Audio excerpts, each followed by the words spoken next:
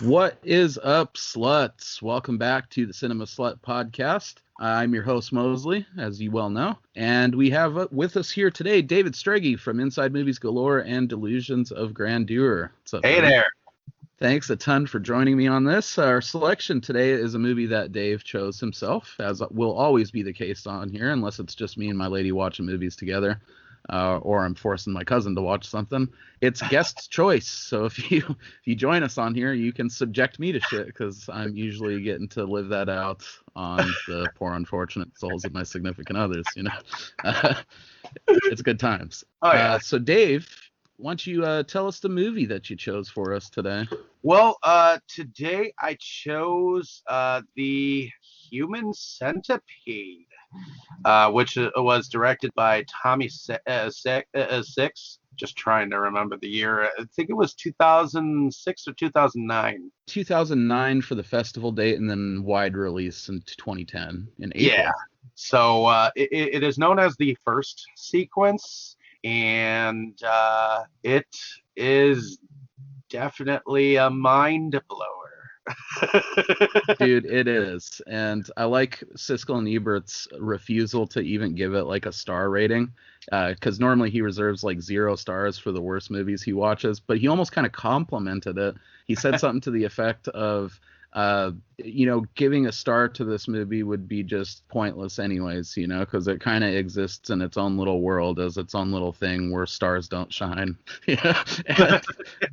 That's pretty much fucking true.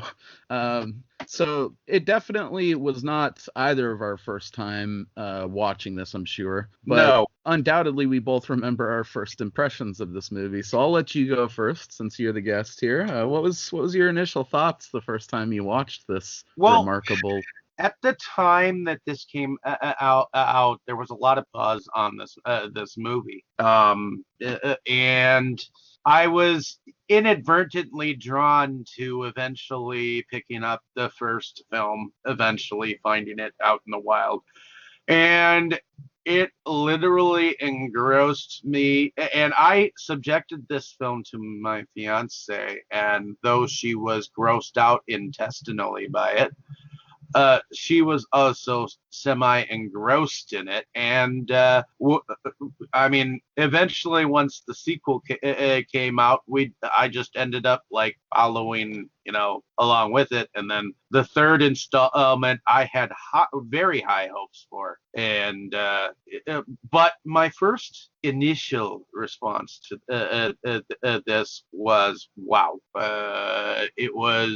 It was definitely unique because you got this doctor, and he goes out and hunts down these people for this experiment that he has been experimenting with. And apparently he's a German scientist who is known for separating Siamese twins. And the thing is, his obsession is creating a human centipede.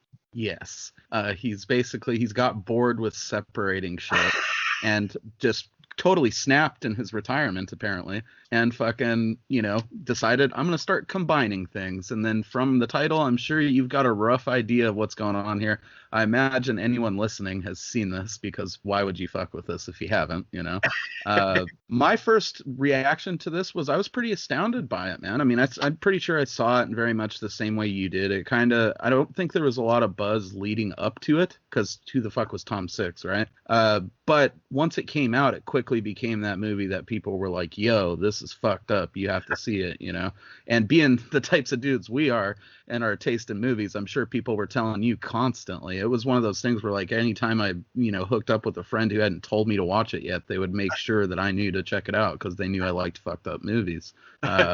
And initially going into it, man, the idea, like, because of course we both got a brief rundown of what it's about, and the title fucking gives you a good idea, So going into it, I thought this has to be just totally absurd, right? They're going to be playing it for laughs, because that's what you assume when you hear, oh, he like sews them together ass to mouth or whatever. You're like, there's no possible way they're doing this deadpan serious.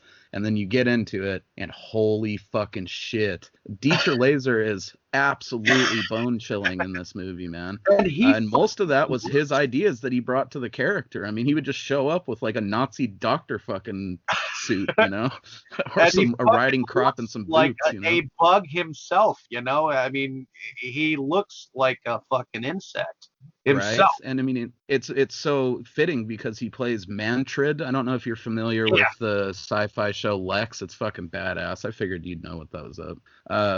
But he plays Mantrid on there, who's like this dude who's just this head floating around on top of this fucking like hover thing that's like got a jar attached to it with all his vital organs in it underneath. And then he has like a swarm of these mechanical arms that he commands, like a giant swarm of fucking locusts, you know? And he brings a lot of Mantrid to this role. I mean, Dieter Laser seems to go in there when he's doing the horror shit and just play himself turned up to 11 and absolutely fucking batshit, you know? And he's a treat throughout the entire thing. So I kind of like left it like how a lot of people leave it, I think, which is just in absolute awe of what I just saw, you know. And surprisingly, it holds up on rewatching, you know. I think the movie, because the concept is so fucked, it garnered this reputation for being like disgusting. I think the second movie lives up to that more. I think this movie more than lives up. In fact, the second movie, which we'll eventually get to because we're going to be covering this whole entire trilogy. Oh yeah, we're going full sequence. Okay. That second one's rough, bro. I mean, that like on just a disgusting level, because it's the dude doing it like all ghetto DIY style with no training, you know. So it's that one is like fitting to have that description, but this one is almost like a classic Universal era fucking like mad scientist movie, but done by like Tom Six, who's basically a creepy ass Dutch used car salesman sleazebag, you know. So it takes on this weird kinky European bent to it, you know, that it just, I guess on 30 standards was kind of, you know, prevalent in those movies back then in a sense. It's came a long way though, man. Holy shit. Yeah. And this is one of those movies that, even though it doesn't kind of live up to quite that disgusting reputation that it's, you know, achieved, I still like showing it to people because they go into it thinking that's what it's going to be. You know, outside of that one scene, which we'll get to, and I'm sure you know exactly what I'm talking about, the scene that like sells the whole title and his idea. Outside of that, it's not something I would honestly think like Jake and Brandon would like this, you know, because it just is a creepy ass fucking mad scientist movie, you know. It is, and the thing is, it literally is its own like animal of a film, because you know it is done so deadpan. It's not even funny. I mean, it literally peels back the layer of what he's about to do to them, and we'll get into that momentarily. The full sequence of them is interesting because this first one is like pure horror. The second one, he went for the gross out element, and then the third one, he's just blatantly making fun of himself, you know. So it's like I think it kind of progresses to the absurdity that you would think would be in the first one. And that's what makes it unique, because again, if you just tell someone, oh, it's about this mad scientist that like sews people together ass to mouth to create a human centipede, you're gonna fucking think that it's played for laughs, you know, because most movies that do kind of silly shit like that, it is. But you know, I guess basically we open up on these two like club chicks. That's the best way I can describe them. They don't have much personalities. I mean, it's not really relevant to the story. And they're on their way to a party that apparently they've been invited to by some cute German butler or whatnot, and they fucking get lost. And so they get kind of turned around, their tire gets flattened, and lo and behold, some headlights flash in the background, and this creepy fucking German dude. Oh god, yeah, the fucking sweaty the sweaty wife beater dude. Fucking, he just comes up there with his gold chain and his fucking cigar, talking some shit about like, I got nude movies of you guys at home, I'm pretty sure. You're always wet between the legs. Would you like if I just came? He's just being a fucking total pervert, and they don't understand. So there is kind of a comedic moment, if you will, at that part in the movie, because like they don't understand what he's saying, and they're trying to ask him to like help with the flat, and he doesn't give a fuck. And she starts looking it up in like that fucking travel dictionary or whatever, and realizes that he's talking about fucking him. It's a good lead-in to what we're gonna be into here. We did kind of skip over, unfortunately. My bad. The fucking opening like title moment where you see Dieter Laser sitting in his car. He's looking at this picture of these three dogs that are like eating ass. You know, they're fucking sewed together. Like these people will eventually be. And he's sad as fuck, man. Like you can tell he put a lot of like, you know, love and care into this project, and it went south apparently. And he sees this trucker come over to like take a dump in these bushes, and so he grabs this rifle. And honestly, the first time I watched the movie, I assumed he was going to kill the guy. I don't think it was till like the second or third time I watched it that it actually registered that the first dude that we see is that trucker. Well, yeah. And it's kind of funny because he goes in with like his own toilet paper, and it's like normally you'd think he would just grab some leaves or some shit. He's actually prepared to go take a shit. Oh yeah, dude, my dad was a long haul trucker for years, and I spent many a summer with him. He for sure has TP up in there, you know, and like a lot of empty Gatorade bottles because sometimes you got to rock a piss in a jug, dude. But yeah, go ahead. And you don't realize that he's initially the first victim that is picked up, and the fact that he's randomly selecting the people that he is using in his experiments is just ultimately like sick. It is, you know, because you just never know. I mean, as we'll see with our club girls, which we'll get back to in a moment, he'll take them if the opportunity presents himself. About the most amount of thought he puts into it is whether or not like they match in terms of general body size, because of the whole mechanics of them having to move around once they're a centipede. So we'll touch more on that in a moment. I think you know what I'm talking about. But basically, these useless club chicks, after this creepo fucking finally leaves, because they get a flat tire and just basically have a mental meltdown, you know? Well, yeah. Which I've always taken issue with this logic in horror movies when they get a flat tire and they decide like, oh, I'm going to walk through the fucking woods and like find some random fucking house and get eaten by fucking hillbillies or something, instead of just driving on the flat slowly until you get back to civilization. I mean, because I've had to do that before where it was like, you know, I fucking got a flat and I had been running on the spare for a bit, and like a lazy dumbass didn't get the other tire fixed. So I got another flat on the spare and just had to like roll into town going 15 miles an hour, you know. You can drive a car on the fucking rim if you have to, you know. It's metal scraping on metal, and then you're like destroying your hubcaps in the process. But yeah, I'm talking though, bro, about like if we're in the fucking woods, yeah, that's probably not gonna happen on the dirt roads. And then if we're being pursued by killer hillbillies, fuck the rim, you know. Like, I'm getting the fuck out of here. But it's just always something I've taken issue with. I mean, it didn't look like they'd been driving that far. If they weren't total bimbos without a brain, they could have fucking. They're New Yorkers in the fucking middle of Germany. You would think that maybe at least one of them might be mechanically inept enough to, okay, we're in a car. There must be a donut somewhere. You would think. They do come across immediately as like ditzy club chicks that don't have a lot of experience. It sounds like that chick they were talking to on the phone maybe might have been their smart friend. I guess me expecting them to have common sense in this is giving them too much credit, probably. And if they just drove out of there wouldn't be a movie. It's just one of those things, though. I get hung up on the idea of it when I watch horror movies a lot, because more often than not, it's just a simple flat tire that strands them in this murder situation, you know? And then after that, they pretty much immediately get annoying. You know, the one girl at least has the foresight to figure, like, let's try to find a house and ask for help. And then halfway through the walk, the other chick just decides that she's going to throw, like, a little temper tantrum in the middle of the forest and say that she's just going to stand there. That part of the movie always grates on me. I mean, because we just jump right into the shit. There's no point later where, like, her whiny personality fucking comes back into play. She's sewn to someone's ass for the rest of the movie. She was kind of whiny Annie in the car too. So I was starting to think, okay, she's prepping herself up to be like the perfect victim that you really won't care about what happens to her when it happens to her. So Right. Yeah, and the other girl is better, but not by much. They both just seem like annoying fucking oh my club god, chicks.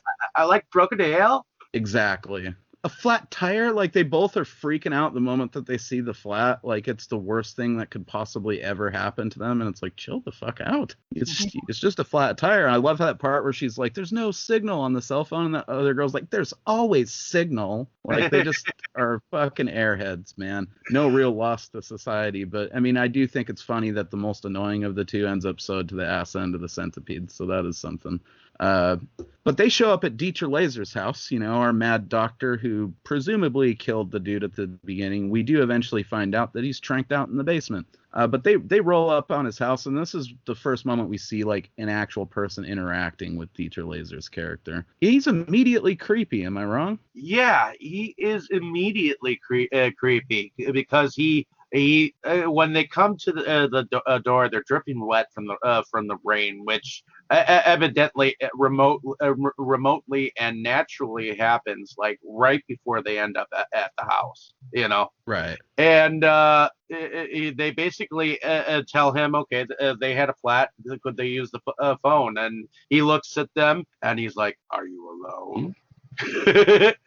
and then Yeah. and then he completely steps outside the house and like ushers them then in like a fucking butler already.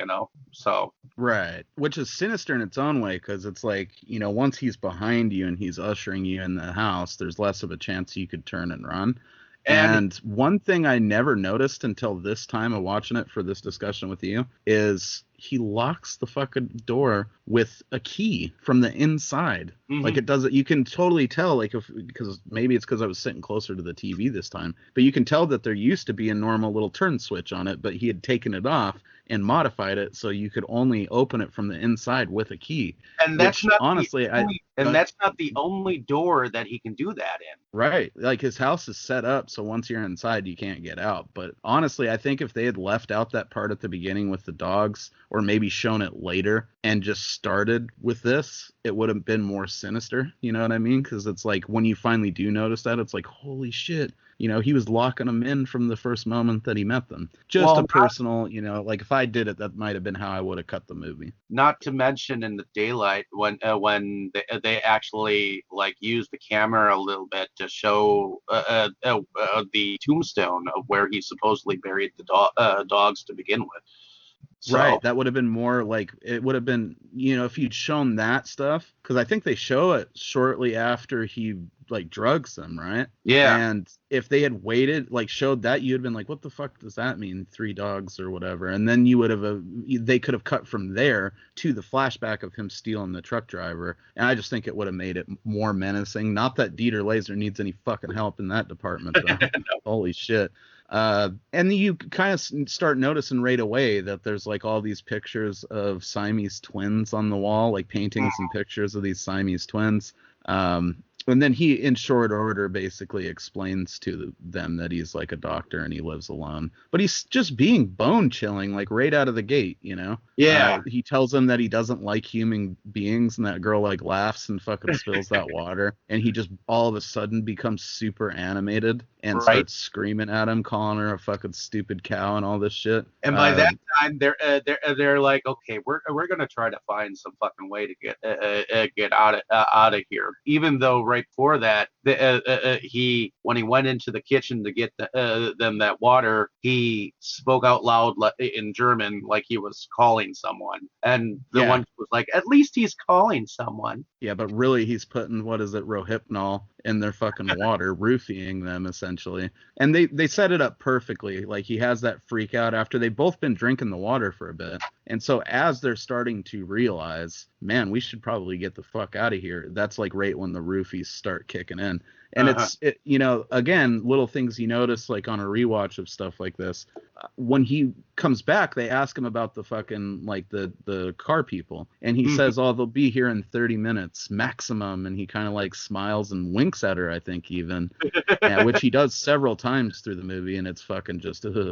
But he's talking about how fast the Rohypnol kicks in. Mm-hmm. So he's basically saying, like 30 minutes at most, probably less, and basically as this roofie's kicking in and they're fucking slowing down, he realizes the one girl, like, it's not taken to her as well. So he gets this secondary sedative. And I guess he really hurt her when he jerked her hair up like that to fucking, and then he like stands over her all weird. Cause there's very much this sense that he's appreciating the suffering he's inflicting on these people too. Oh yeah, and when he gets real close to her neck, and when he syringes her neck, the facial expressions on this fucking dude is like, it's like he's got like some orgasm going on inside of his mind, like he's like erotically appreciating the moment. Dude, yeah, he's for sure got like a half chub, and he's basically edging himself like, wait a minute, I want to be frustrated for a moment longer while she struggles, and then he fucking injects her, and it's like a sense of relief. Oh, man. I guess he legitimately hurt her, though. They had to pause filming when that happened. This movie's made infinitely more bone-chilling by the fact, too, that Dieter Laser stayed in character the entire time and would often have, like, those yelling freakouts at the other characters just on set when they weren't even filming, just to keep that level of tension. And it's palpable or whatever. Like, you can feel it from the moment that there's actual live characters interacting with this fucking psycho. And then they pretty much wake up strapped to these beds in the basement. And at this point, he still really hasn't told them what's going on. We see this dude is fucking serious, though, because he's got like a full-on general practice, like doctor's office set up in his fucking basement. And they wake up. There's the trucker dude who we alluded to earlier. He's strapped to the bed. And, Dieter's character pretty much realizes that, this dude's not compatible. He's like this large fella, and these are these two dainty chicks. So they're not compatible. And he lets him know. They don't fit into his equation. So he basically tells the trucker dude that, I'm sorry, but I'm going to have to kill you. And so he takes a syringe, and I guess in his own way, it's like he was in his way kind of seriously apologetic. And sad. Yeah. So he had some empathy for his victim, but he still killed him anyways. And I guess he buried him out back in the garden, which kind of reminds me of this older movie that I watched called Whatever Happened to Aunt Helen, where she every person that she ends up killing, she puts into her garden. Hell yeah, just plants her ass out there. That sounds awesome. And there is elements, as I mentioned, of like more classic movies in this when you really look at it. Because if you take out the whole ass to mouth thing, and he was just sewing them together into one creature or something. Like, you could have just had this movie be him just making a Siamese twin out of 3 people, and it would have just been still what it is, which is a creepy-ass fucking bone-chilling mad doctor movie, But essentially, he mercy kills the dude and buries him in the backyard. And I especially love how he hops into the hole. That's one thing I never noticed before, but I think more this time around, and maybe knowing a little bit more of the background information, like the fact that Dieter Laser improvised a lot of his stuff. Most of his outfits came from his own personal wardrobe. So this motherfucker, being a German dude and just having a goddamn like Nazi surgical outfit is kind of weird, He showed up with his own fucking riding boots and a fucking riding crop, man. And then the whole thing with him staying in character. I mean, there's definitely some BDSM character moments here. So. Oh, for sure. It's an influence, and I think it was very accurate to Dieter Laser's personal life and potentially Tom Six's as well. Those what do you call it? Like the Eastern European dudes there or whatever, they're known for that stuff, and it comes through very subtly, but it's there in this movie. But it's like when he jumps into that grave, he does it with such glee. Like you can just tell how much fun Dieter Laser was having doing this creepy shit at that moment, and it's just great. But essentially, he just kind of runs out on an errand real quick, picks up a little Asian fellow, a little Japanese dude, I don't think we're ever actually given a name to his character in this movie because none of them can speak his language. He has some brilliant dialogue, though, and they do some cool things But with the apparently, language barrier. IMDb has his name as Katsuro. Yes. His real life name was Akihiro Kitamura. I guess we'll run down the list. We've talked at length about Dieter Laser already, but we also got Ashley C. Williams, Ashlyn Yenny, and Patrick Savage. No, that guy did the music.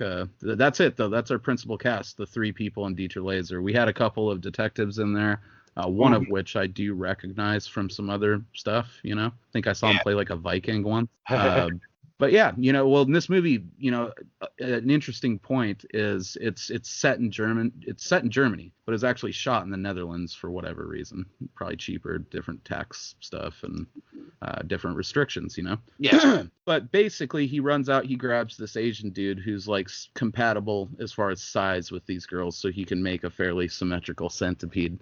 And it's at this point that he's got them all strapped in the beds that he sits down, fully pulls out like an overhead projector, like he's a high school science teacher or something, and gives them a rundown of exactly what he's going to do. And essentially, his whole goal here is to create this new being and to just kind of prove that you can connect their intestinal tract so that like you can feed one and it'll eventually poop it out the other end, which sounds super silly because it is. But when Dieter Laser has you strapped to a fucking gurney and he's explaining it to you in cold detail, there's nothing funny about it at all. No, in fact, sometimes how someone describes something to you is ultimately more horrifying than the actual nature of the body horror part that we eventually see. It's like you're hearing him describe the whole scientific procedure, and you're like in your mind going like, Yeah, and then like just absolutely aghast at the fact that holy shit, this dude is fucking serious. Like he's explaining it like you would explain it to medical students almost. And there's that beautiful moment. It's easily the most chilling moment in the whole movie, where even through the language barrier, see, they're already doing cool stuff with it in this first scene with the Japanese dude. I love too how he's like, the Japanese have incredible strength when we're backed into a corner. And he's just fucking like screaming and trying his hardest to fucking kamikaze his way out of those fucking straps, but it's not working. Which the kamikaze thing isn't just, it's not meant to be like racial or anything. It is part of Japanese culture and it comes into play later in the movie. So it's not me speaking out of turn there. But basically, there's that beautiful moment where he's explaining it, and he can't understand what Dieter Laser is saying because he doesn't speak English. But he can tell by the reaction of the girls who do. That's when he like stops screaming, and then he turns and looks at what he's actually explaining, and he's like, "Holy fuck, why?" Which is a frequent question asked by the people before their mouths are inoperable. Is why? Why would you want to do this? So after he explains that, he comes in and he's like, sedating them all, right? Like preparing to actually pull off this fucking surgical procedure. And he gets fairly exhausted doing it. But before we even get to that, we have the first of, I think, 2 escape attempts that are almost successful in the goddamn movie. Really, this chick has no excuse, but we'll get there. But basically, as he's sedating the other 2, she finally chews herself out of her straps. I feel like she could have been doing that while he was up there making the stuff, and then just got the other people out, and they could have just all attacked him, like ganged up on him. But again, we wouldn't have much of a movie if they actually made good decisions, right? Right. I especially love, though, after she gets up, she forgets to take the IV out of her arm. So as she's running away, it just fucks her fucking forearm. Like it slices the entire vein all the way up. And she is bleeding profusely during this entire escape attempt. But basically she gets out of there and she ends up like barricading herself, not even barricading herself. She just locks herself in his bedroom and, just kind of sits there and does fucking nothing. I'd have been preparing, getting weapons, something. Right. But she just sort of sits there. She realizes there's this sliding door like right behind her. So she pulls back the shades and there he is fucking standing right there. And he's got the rifle in his hands and he starts really banging the shit out of that glass. So she ends up fumbling around for the key, which had apparently fallen to the floor. and he basically crashes through. She finally puts the key in and runs down into and evidently either falls or jumps into the pool. She falls because she just thinks it's another room, which rightly so. This dude's got like a fucking in-ground swimming pool in the middle of his house. Right. And so she stumbles into the damn pool, and that leads to another great sinister sequence there. And the thing Take is, her away.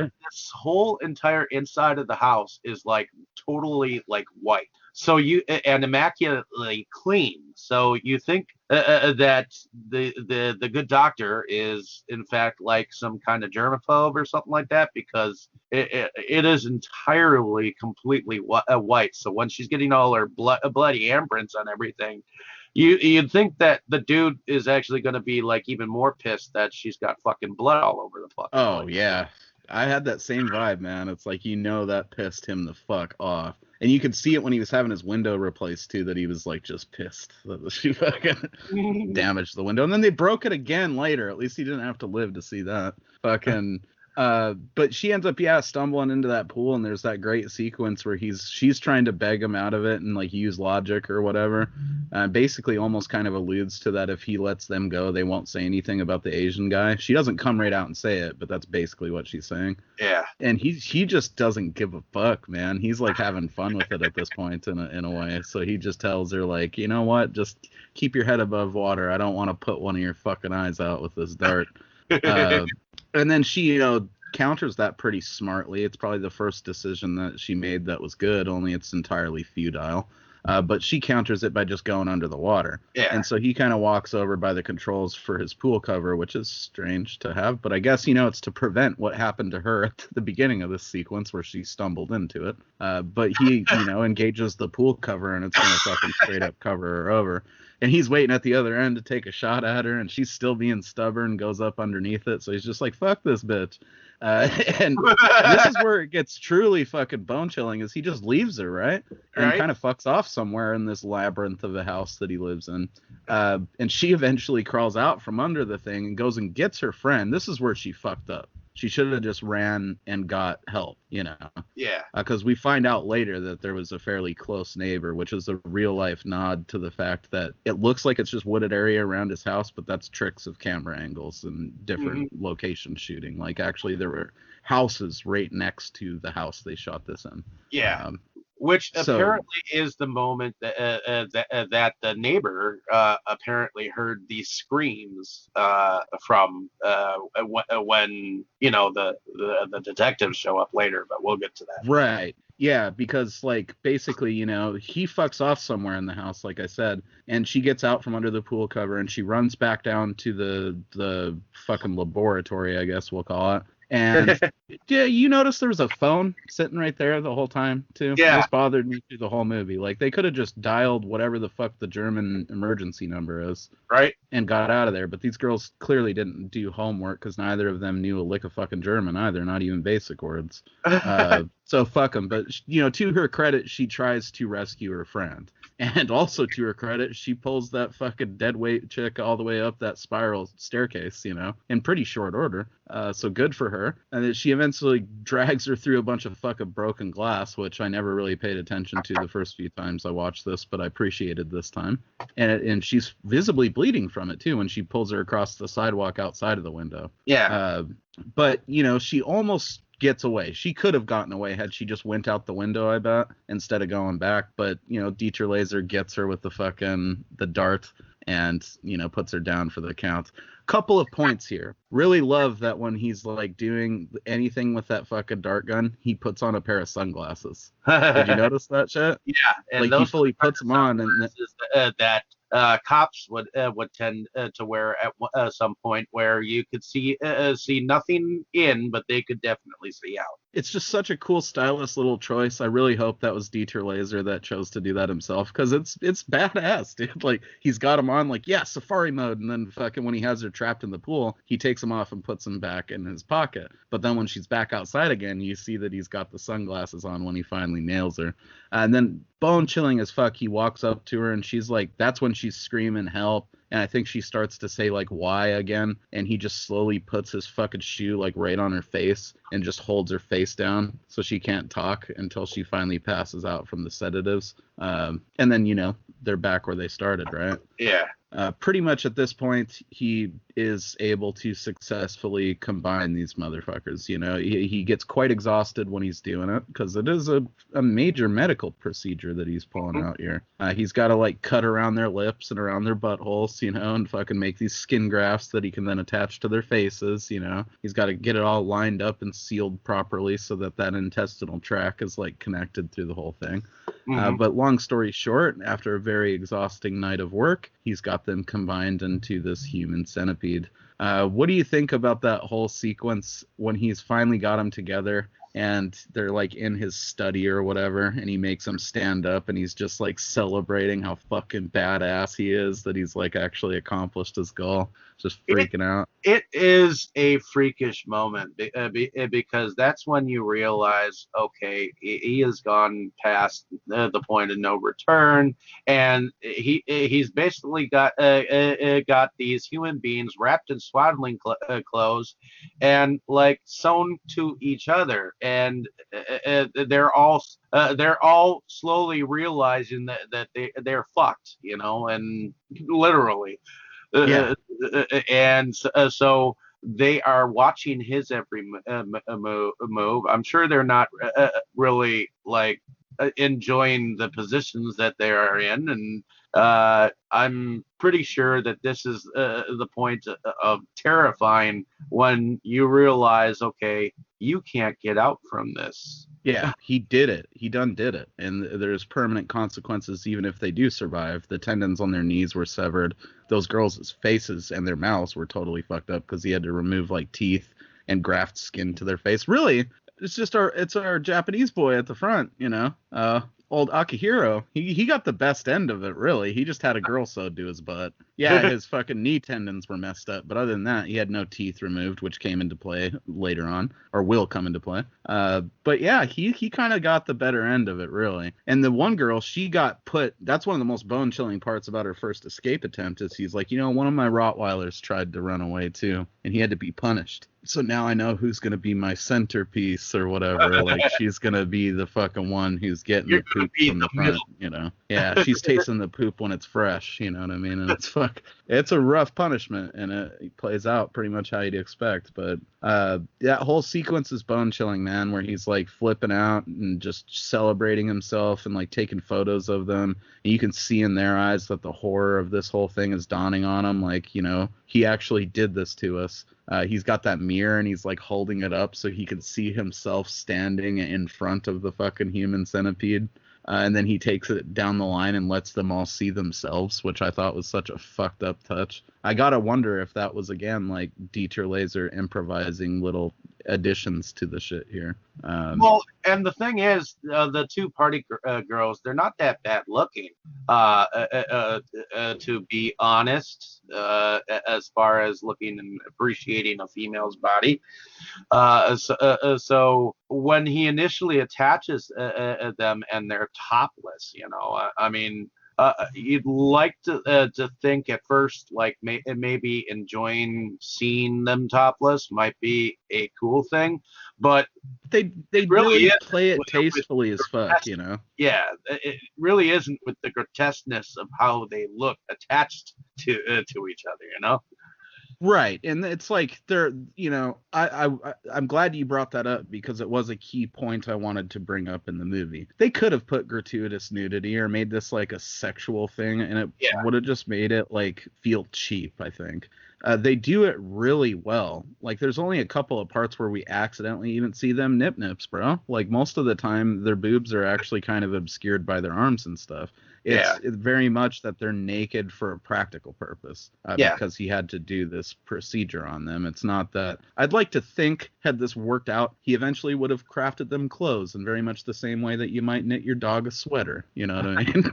Like, it didn't feel like they were naked for the benefit of titties. It just happened to be there, you know. And I thought that was neat that they did it that way. And like you said, with the grotesquerie that's going on at this point, anyways. Yeah. I don't want to have female boobs ruined for me by being part of this. You know what I mean? Like, they can be there just because they just happen to be there. But yeah, I'm glad they didn't focus on any of that. You know. Right. And to be fair, their crotchal region, like their waist areas, are all covered by that swaddling cloth that you were talking about. So just the simple act of them being attached is less gross than you might expect going into it. It very much does have a medical vibe to it, and I think that saved the movie from becoming what people thought it was, you know. And I think that ultimately the whole obsession that the professor has, Dr. Heiter or Heater or whatever. Yeah, Heiter. It's Josef Heiter, which is actually a reference to Josef Mengele, which, you know, the Doctor of Death from the Third Reich back in the day in World War II. And yeah, so that's kind of, I mean, it's an intentional reference to that shit. What were you saying? But I believe that his obsession is more about the reproductive system that they will ultimately go through, where he will eat, and then it will digest and go through and be one continuous photosynthesis eating machine type thing. Yeah, it's to create you picked up on that too. Then it's less about the attaching the people to each other, I think, than it is creating what in essence is a Siamese twin, which is two beings that are like symbiotic to each other. You know what I mean?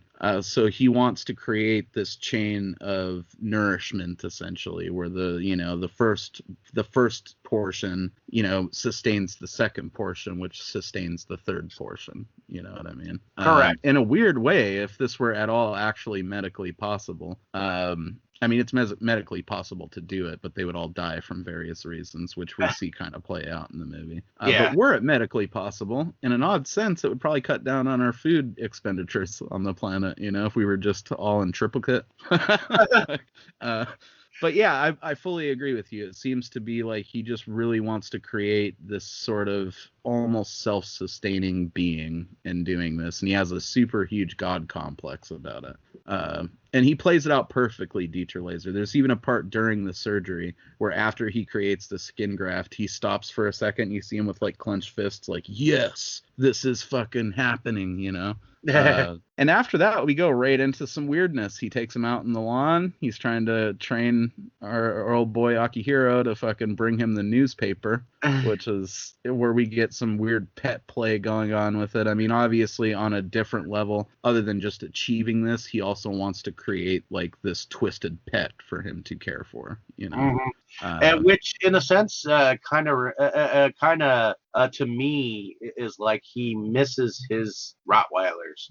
So, in a sense, he's trying to train these beings that he has created to be exactly like his trained pets, to be one single mind, one unit, and to be obedient. Is something to control. Yep. I mean, he was clearly broken up about the loss of the 3-dog, you know. He was sitting there crying in the car at the beginning of the movie, which should have been like a quarter of the way into the movie. But, you know, I digress. You very much get that sense immediately after he's successful in this that he's trying to train them to be a pet. And our boy Akihiro is pretty much defiant from the get-go. Like, he refuses to participate in this dog training.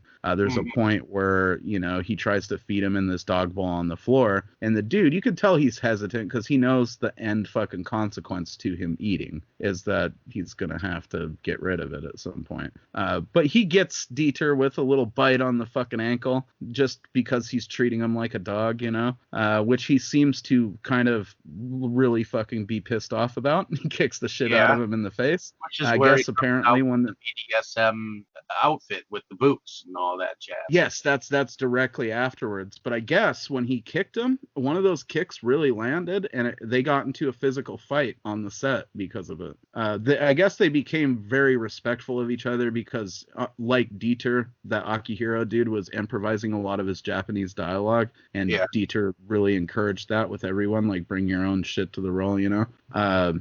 So yeah, that actually resulted in a real physical altercation right there. But afterwards, you know, immediately fucking Dieter gets his revenge, basically, because he's out there with those sweet fucking riding boots, and he's like, "Bite me now, you know, bite my boot." Fucking, and you know, that's when he finally kind of, I think, gets him marching around the yard a little bit, and they realize they're gonna have to, you know, comply on some level, or this is gonna get worse for him. But at the same time, Akihiro is constantly trying to help them escape. Like we get after that whole scene where he's swimming laps in the pool, and he's got him like chained to that pool chair right there. And did you see that fucking cage that was like so extended that it like held all three of them, and that was kind of cool too. I mean, the one that he kept them in at night, where like he was having trouble sleeping. And yeah, I love that part where he comes in and he's like, them that they'll take their vocal cords out. He must get some sleep. Yeah, the way he says it is so fucking creepy but funny at the same time. Like, he's like, why didn't I remove their vocal cords? And then he's licking those fucking earplugs all slow with his fucking gross German mouth before putting them in his fucking ears. And he's like, maybe we'll schedule a follow-up procedure or whatever. I'm basically telling him, like you said, you know, shut the fuck up or I'll remove your vocal cords. But Akihiro continuously is still trying to help them escape. He's really the only proactive person of the three. Well, yeah. So while he's swimming those naked laps in that pool that we saw very much come into play earlier, he's doing the classic, like, looking at him when, you know, like just playing normal when he's above water, but then chewing on the fucking thing. And eventually they get out and they make it a little ways, but he comes out of the pool right there. And again, just to show that sadistic side of him, he lets them walk out like, oh, good, you guys are moving around, you know? Uh-huh. But he's got that riding crop and he decides to just go whip the ever-loving shit out of them. And that's actually one of the most disturbing points in the movie, I think. They're like off camera. You know, you're looking at this, just looking at a doorway, but you know they just went around the corner and he's right out there whipping the fuck out of him with this riding crop. And then immediately gives him a medical checkup. Like, that shows some of his concern for this creature that he's created.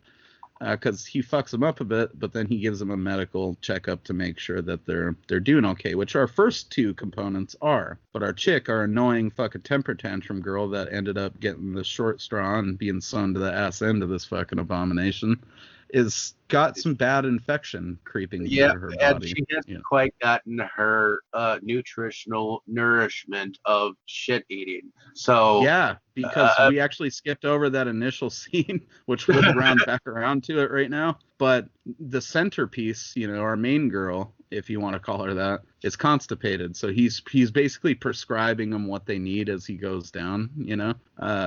And he's going to give her a laxative so that it speeds up this nutritional process, as you're alluding to here, for our caboose, if we want to call her that.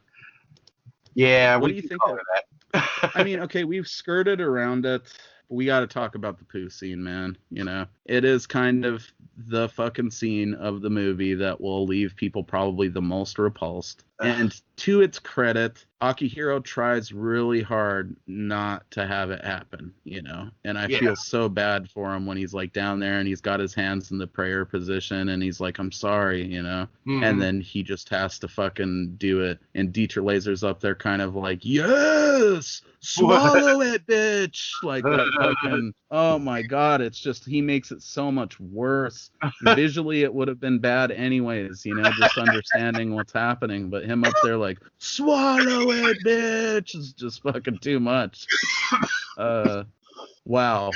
I mean, all things considered, they handled it a lot better than they did in the second one, but that was intentionally done in the second movie. In terms of this, okay, you know, just to warn any of you guys that maybe have not seen the shit or shied away from the screen, you don't actually see. I could fully believe there's people that have watched this but just hid their face like a little kid during that entire sequence, and I wouldn't blame them. But in its defense, you don't see any gross like scat or anything like that. It's an uncomfortable moment, and apparently they did it in one take, just because they probably didn't want to put them through the mental fucking idea of this the entire time. Because even though they're not really sewn to each other's asses, their faces are bound to each other's butts, So having to act that out multiple times probably would have eventually made me gag, Like, I can't do this a third time, man. Like, I Right. maybe could have had 2 takes of that in me, if that,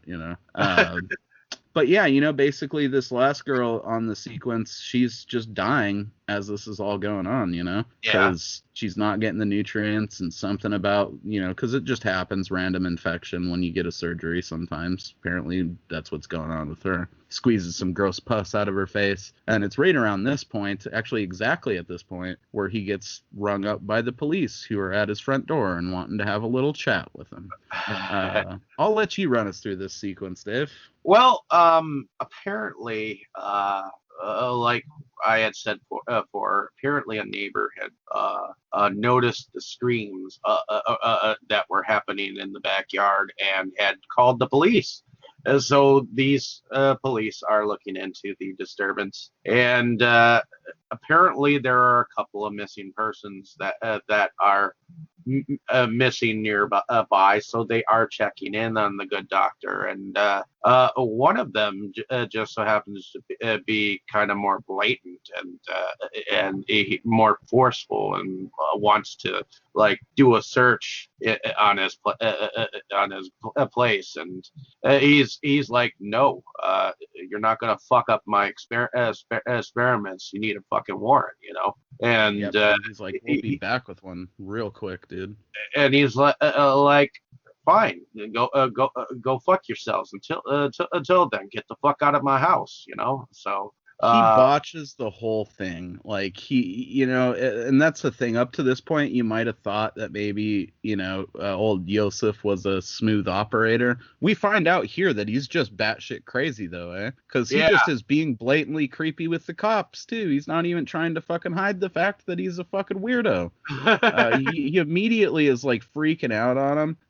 The one, I think he smacks the cop smacks the water out of his hand because he's getting, like, physically fucking aggressive and confrontational with them and shit when they ask about this stuff. And I think it's like about, what is it, like, the cop, to his credit, doesn't immediately come at him with that stuff. They are kind of just talking to him like he might be a countryside German doctor living in retirement at first. But Dieter Laser's just being so fucking creepy that they have to confront him with the fact he that goes down and gets a towel and comes back with a syringe, and he basically drops the fucking towel and syringe right in front of them, and he's like, what is this? Yeah, he sees the syringe, which he was clearly concealing behind the towel. I don't know how they didn't arrest him right there, or like hold him for questioning, Right. Because he was clearly going to inject. He'd already roofied the one cop, which does come into play.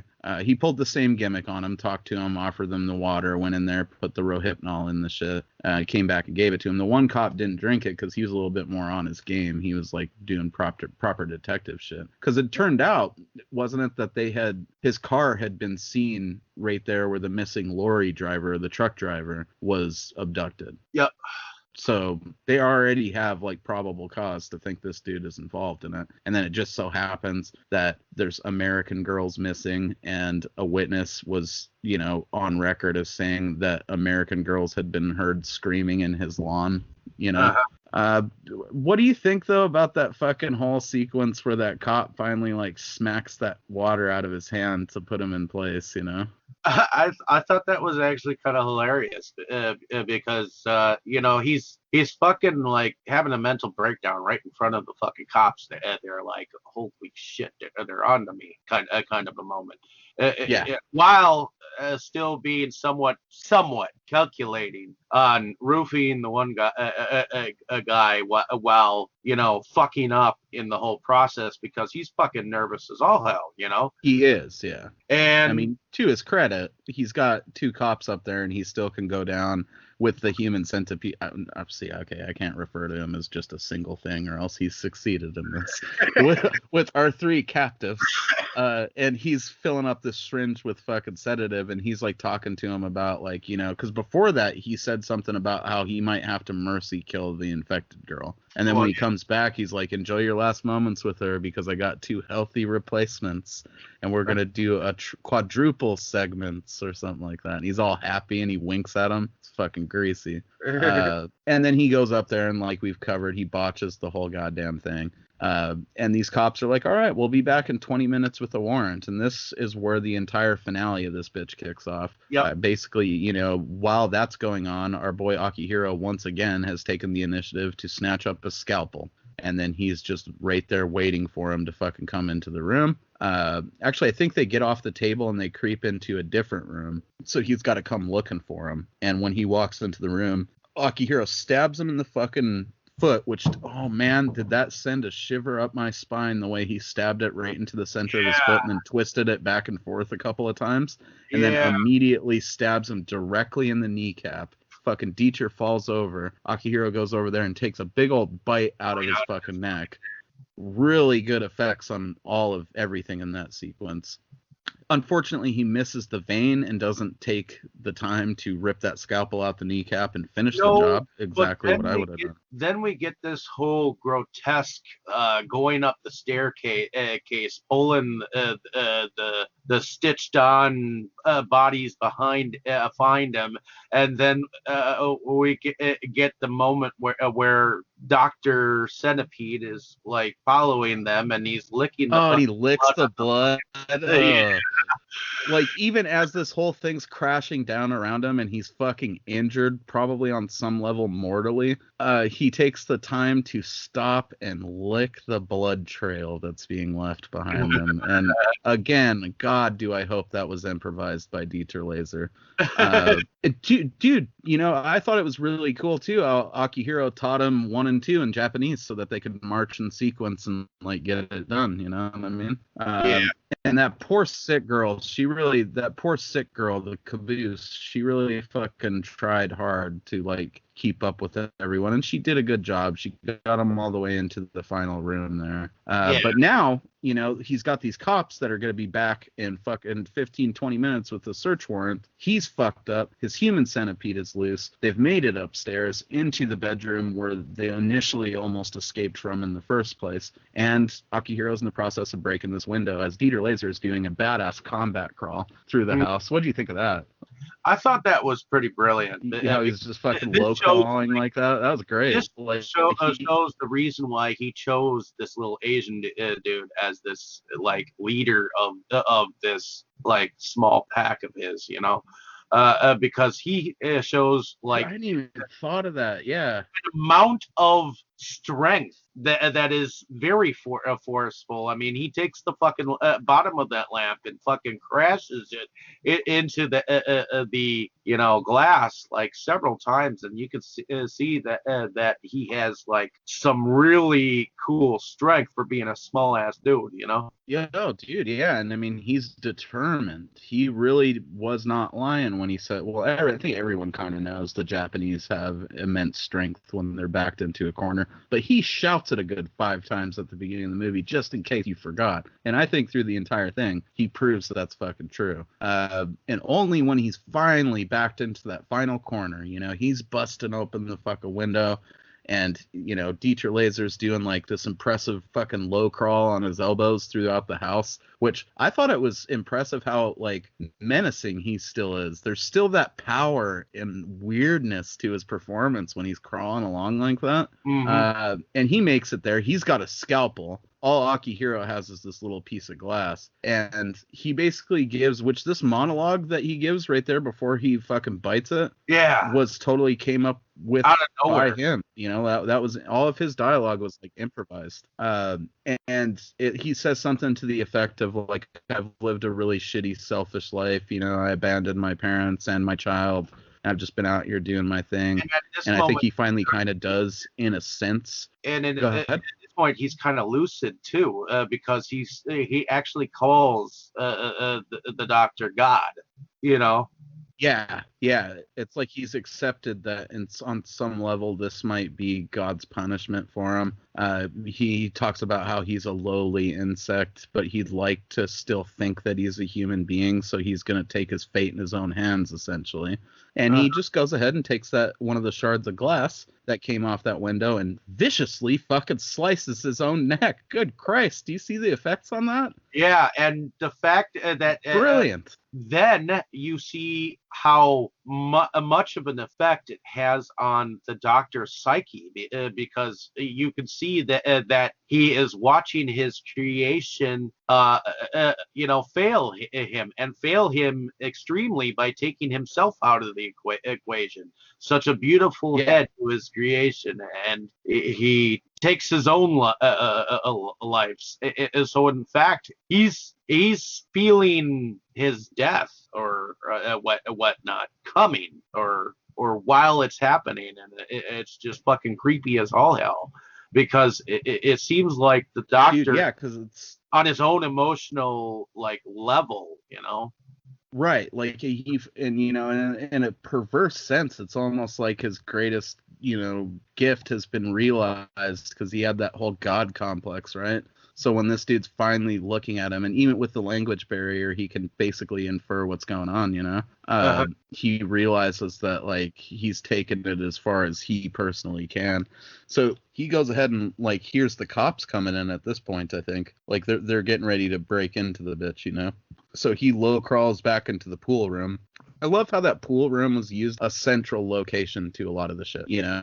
Because it had those beautiful murals around the side of it, and it fucking really gave it this air of old academicness, you know what I mean? Oh yeah.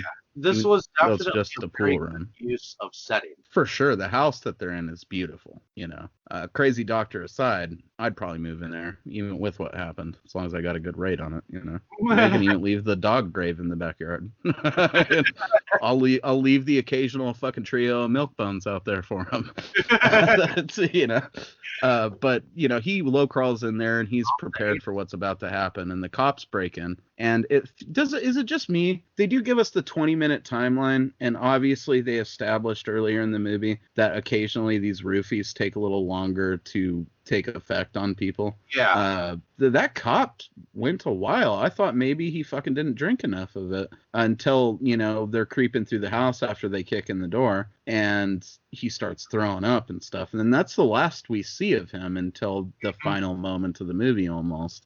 Which is the other cop, the Viking-looking dude, who I'm pretty sure I've seen play a Viking, is, he's clearing the house. He goes downstairs because he was asking about that earlier, so the curiosity kind of gets the best of him. He goes down there, realizes obviously something very, very fucked up has been going on in this house, and then he's pretty much frantically searching for his partner because he hears him start to throw up and all that stuff. He eventually finds that this, our old boy Dieter Laser has stuck a fucking scalpel in his neck, taken his gun. So he walks into the pool room and is like, "Oh, my boy, my partner, Riggs, where are you, Riggs?" And fucking Dieter Laser just shoots him in the stomach, twice actually, I think it is, yeah. Yeah. And then he gets off a one final shot on Dieter Laser and just blasts him right between the fucking eyes right before he falls into the pool dead himself. And I love how they do that, man. Dieter Laser played it so perfectly, because he played it for the first 30 seconds of that, he wasn't dead yet, or not quite, and he was shocked that at this is a surprising turn of events, and it's unfortunate. And then he just fucking expires, Yeah. And so we're literally left with our human centipede trapped in this fucking house. The final scene of the movie is our sick chick, our caboose, finally fucking expires because of her infection, and she played that perfect, man. Yeah. She had almost no dialogue in the movie outside of those opening scenes, but man, her performance was fucking solid. Yeah. Especially at that end where she just slowly fucking dies. It might be one of the best deaths in a movie I've ever seen, actually. That I remember her saying was that she was calling for her mommy in the fucking bed before the operation. That part really gets to me for some reason, dude. that's where you know that this is kind of reaching a point of no return when she's desperately sobbing for her fucking mom. Holy shit. Yeah. But she dies, a cool little like makeup effects thing here too. Akihiro, he slit his throat, so he bled out. Yeah. And he was like gray as fuck on the front of this, chain of people here. Yeah. And then when the other girl dies, she's gray as fuck too, but you see that middle section chick still just stuck there, and she's got all the life in her skin still. So it's like she's almost glowing compared to the dead bodies that are attached to either end of her. Yeah. And that makes some sense. I think when you die of infections, it feeds on like your good blood cells and stuff. That's like the whole thing that an infection does, eh? So Yeah. it makes some scientific sense on some end of it. Oh yeah. And that's it. I mean, we're left with our main girl sobbing as it fucking pans up into the air and the fucking credits roll. Yeah. No happy ending on this motherfucker. You're just left bleak and disgusted. So I don't know. What do you think about that whole final sequence with the cops, I guess? I thought it was kind of an interesting blend of, Wild West gunmanship, kind of. Yeah, I can With see that. a body horror dramatic flick, I mean, you kind of get your bad cop, good cop moment, and the silent one against the talkative one, your sense of dread, and the moment of realization that, okay, everything's going to be fucked in the end anyways. So. Yeah, as soon as he gets shot, there's no way they're just gonna get out of this. Up till that point, you maybe could have seen him crawling back in there and releasing that chick, right? Because she was the only one left anyways, and this experiment was clearly a failure type of a thing, or in the very least, mercy killing her. But her being stuck there with two dead bodies sewed into her is fucking even more disturbing, And you're left wondering what the hell happened to the middle chick in the end too. So it's like, where do you go from here? I mean. I would hope after all of that, she would have taken some initiative and just like ripped herself free, even if it caused her a bunch of damage. I do get that if they had shown that in this movie, it would have taken it over that line from being just like grotesque to being disgusting, like they did in the second one. But it would have been a cool thing to witness, right? I mean, Yeah. Her forcibly freeing herself from this chain of fucking people. I don't know. Do you have like? I guess this is a good point to do favorite character, favorite scene. I'm trying to think because it's a rough one to decide on because it's not really a character-driven thing in the same way as other movies are. I mean, the only person we get really a bunch of characterization from is Dieter Laser. I would like to think that my favorite character is actually Dieter,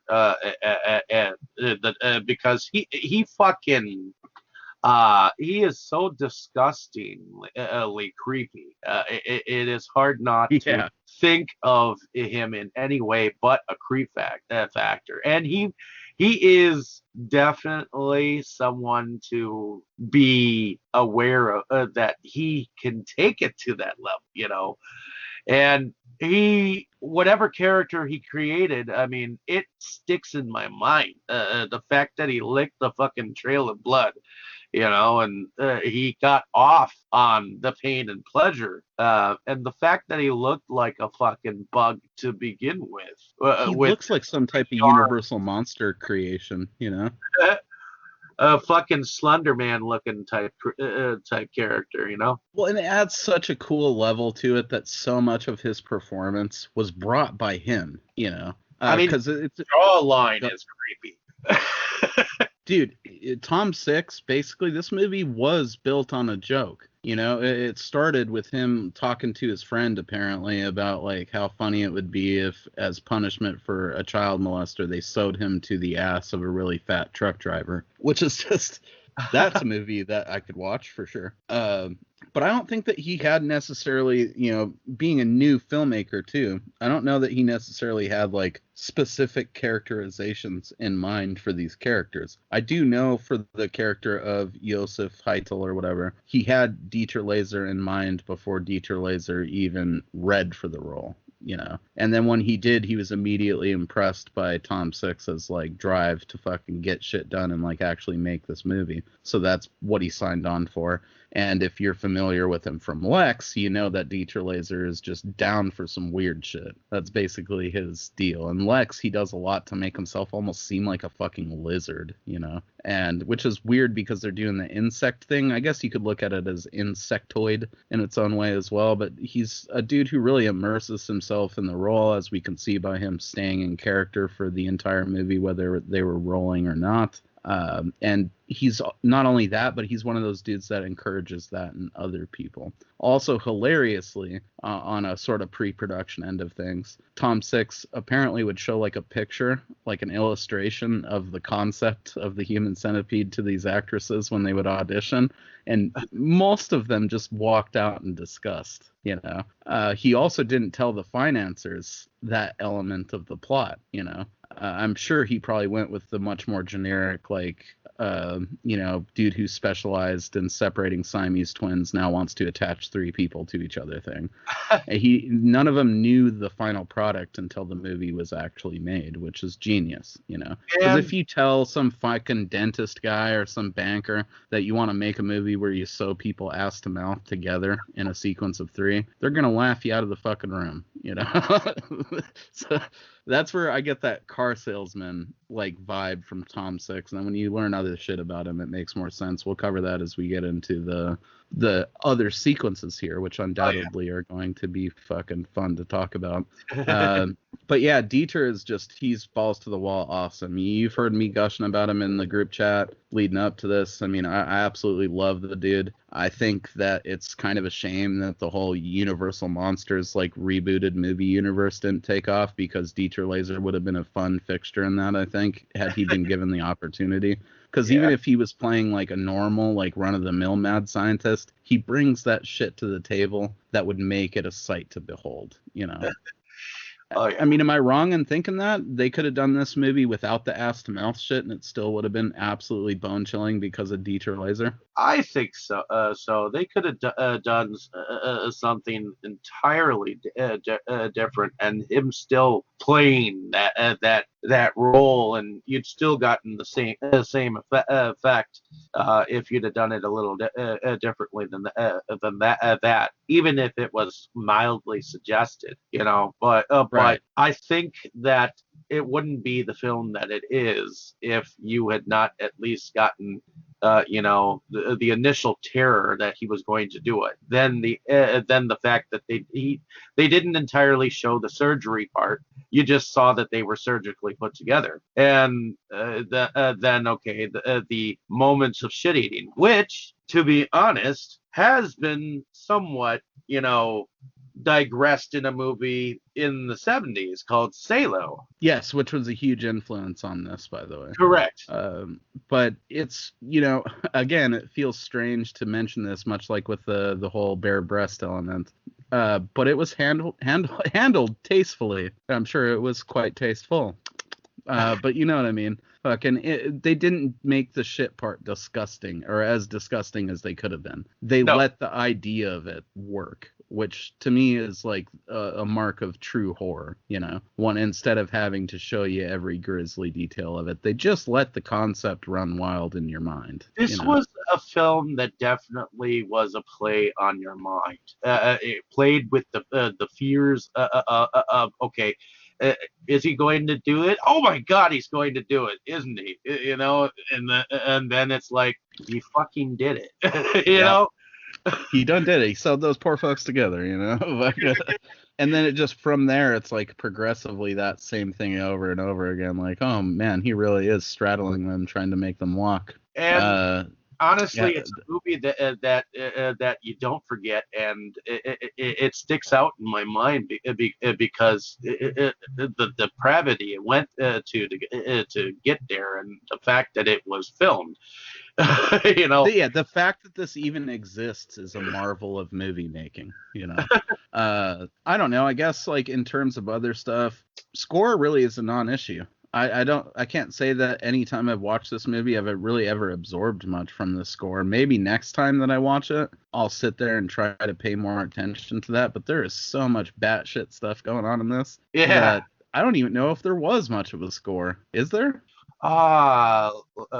Looking. Apparently, the music was done by Patrick Savage and Oleg Spies. Yeah, there's people that are credited for Spies, it, but I can't tell you that I recall a single piece of it, you know? and apparently, Patrick Savage, he worked on some of the music department of the Lord of the Rings. Oh my god, that's fucking hilarious. And let's see, the other guy, Spies. I guess they're a duo that have worked on a movie called The Outsider, The Hitcher. That was Nice. Holik Spies. He did some of the music behind The Hitcher. The Hitcher, the OG one? The remake. Not seen that yet. I love the Rutger Hauer one, and that's one of my I favorite guess movies of all time. trailer score. He was the composer for the trailer score. We might have to cover The Hitcher on CinemaSlut one of these days, man. That'd be a fun one. We could definitely do that for sure.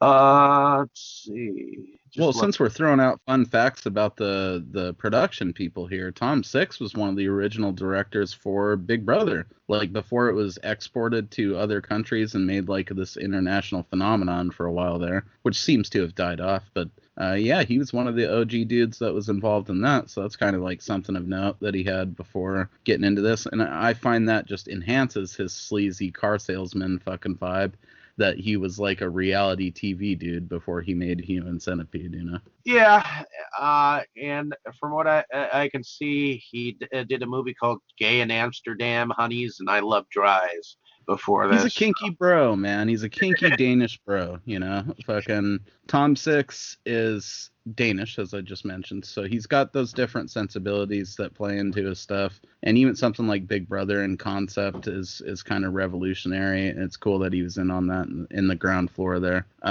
In terms of, I mean, did any of these other people that, you know, were our principal cast do much of anything?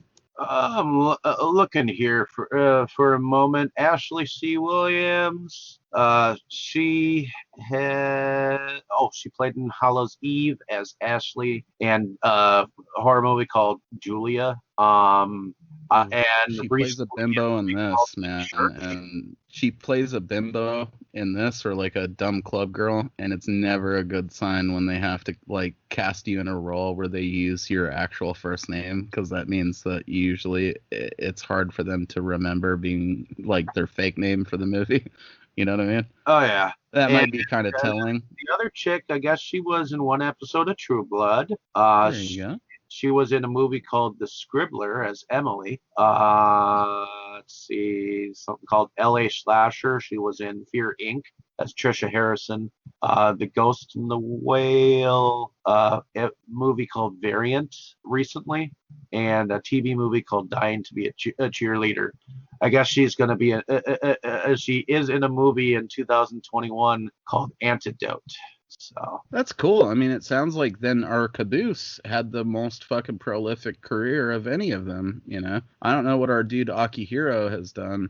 Well, Dieter Laser obviously is the clear winner. He's been in like over fucking 60 movies. A lot of them are German language, but you know, that stuff coupled with so many good episodes of Lex and this, I mean, he's a dude you should look more into. But you know, like, it's kind of destiny we're recording this with Skype, because our boy Akihiro actually auditioned through Skype for the movie. And it looks like this was actually like the movie that kickstarted her career, Ashlyn. So, which is weird. That's weird that she's the one that you would assume. I mean, not talking shit about how Ashlyn looked or whatever. Okay. Do you remember? She was a pretty girl as well. Do you remember the show Heroes? Oh yeah, for sure. Okay, well, I guess Akihiro he played in Heroes as Tadashi. I don't. Oh, dude. Well, there you go. That guy probably achieved, even though he might not have as many roles as the other girl, he definitely achieved some mainstream success. I'm gonna have to watch that again and think about him being the first fucking segment of the Centipede. and he also was one of the inmates in Human Centipede 3. So Oh, nice. So that's super rad that he was down to come back to this fucking shithole. That's amazing. Good on you, Akihiro. You're our boy for a reason. Outside of that, effects were great. I mean, I think you would agree there. What type of, practical effects we did see were awesome. The only gripe that I have on that, okay, but before I get to that, with especially like high mention of that fucking scalpel to the foot and the throat bite, those were both really executed really well. But the only gripe I have effects wise is the flash effect on that pistol. And I'm sure you're familiar with this, but I'm fairly certain that's because of firearm laws over there. Like, lots of times you can't have reproduction firearms or do anything like that in Europe or the Netherlands because they don't allow you to have reproductions of certain firearms unless they're deactivated. You know what I mean? So it was very clear that when Dieter shot the cop with the gun, it was like a digitally added, really poorly fucking muzzle flash, The squib effects were dope. Like, that you can get away with, weirdly. But firing the same thing out of a barrel of a non-operable pistol apparently is a problem. So lots of times with European splatter movies that happens. And not that this would fall into the splatter category, but it was a moment of splatter. And it was affected by the fact that it was very clearly not a real muzzle flash, Outside of that, I mean, I guess closing statements, man. What are your final thoughts on this movie? I mean, and how would you recommend it to someone were you to be tasked with doing that? The thing about this movie is this is the kind of movie that you can take to your friends and gross them the fuck out, but it is tastefully done to the effect where it will leave an imprint on your mind and you will never look at a centipede the same way again. So to me, it will be memorable for that fact that it did its job. I mean, it took an idea and a joke, and then it became its own thing. And I'm not even sure if the director knew where he was going to take this boat to begin with, but it sailed and it like fucking had an impact on me, man. I mean, it was something to behold, and then it takes it deeper down the rabbit hole in the second. So we'll get to that.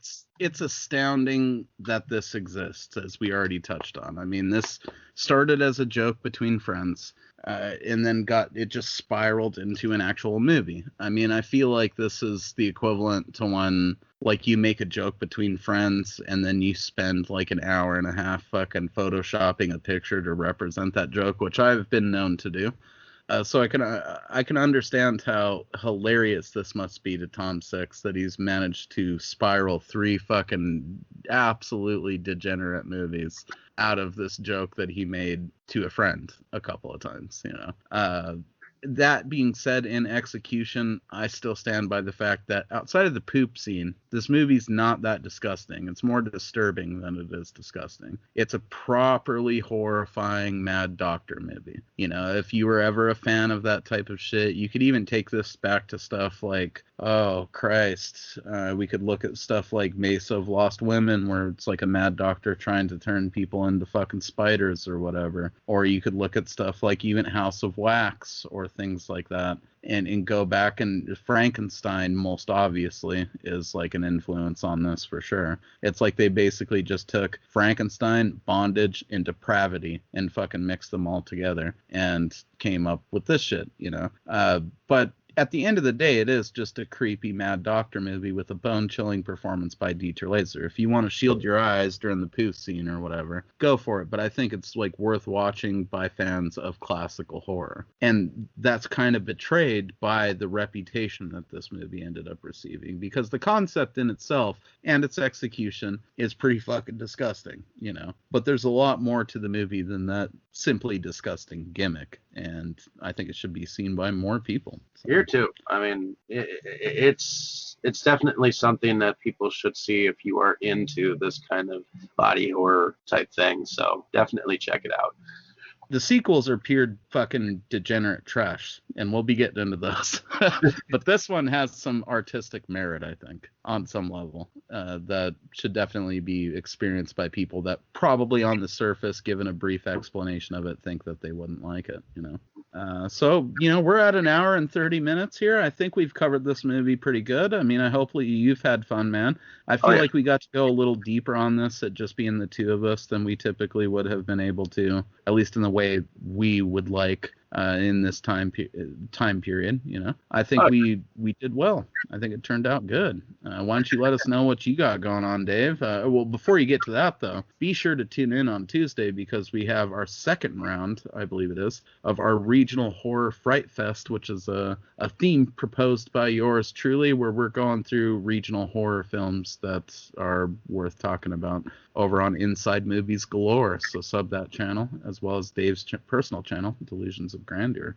But, you know, you got anything coming up review-wise or any movies that you've watched recently or plan to watch that you'd like to plug? Well, lately I've been writing up some reviews on letterboxd.org or .com or whatever. Yeah.